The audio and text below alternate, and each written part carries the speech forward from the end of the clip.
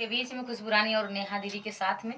आप सबको अच्छा लगे तो प्यार से कमेंट करके जरूर बताइएगा और चैनल को सब्सक्राइब करना ना भूलिएगा और वीडियो को फुलवा करके देखिएगा। आइए सुनाते हैं। दुई तल्ला के ऊपर गोरिया माजे बरतानावा, दुई तल्ला के ऊपर गोरिया माजे बरतानावा, माजे बरतानावा हो माजे बरतानावा, जय बरतानावा हो माजे बरतानावा,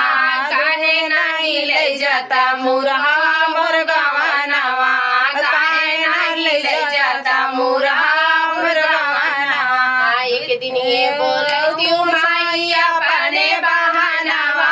एक दिन ये बोलती माइया पने बहानावा,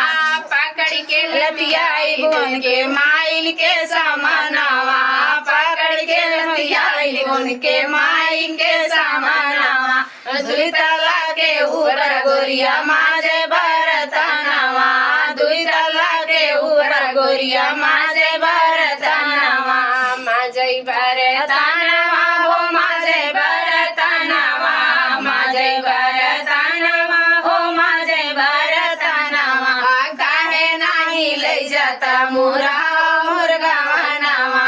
काहे नाही ले जाता मुरा मोर गवानावा। एक दिन ये बोलती भाभी अपने बहानावा, एक दिन ये बोलती भाभी अपने बहानावा,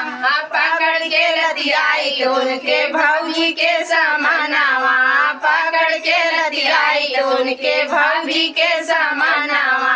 दुई तल्ला के ऊपर गोरिया माजे बरतानावा, दुई तल्ला के ऊपर गोरिया माजे बरतानावा, माजे बरतानावा हो माजे बरतानावा, माजे बरतानावा हो माजे बरतानावा, काहे नाही ले जाता मुरा मोर गवानावा, काहे नाही ले जाता मुरा मोर गवानावा।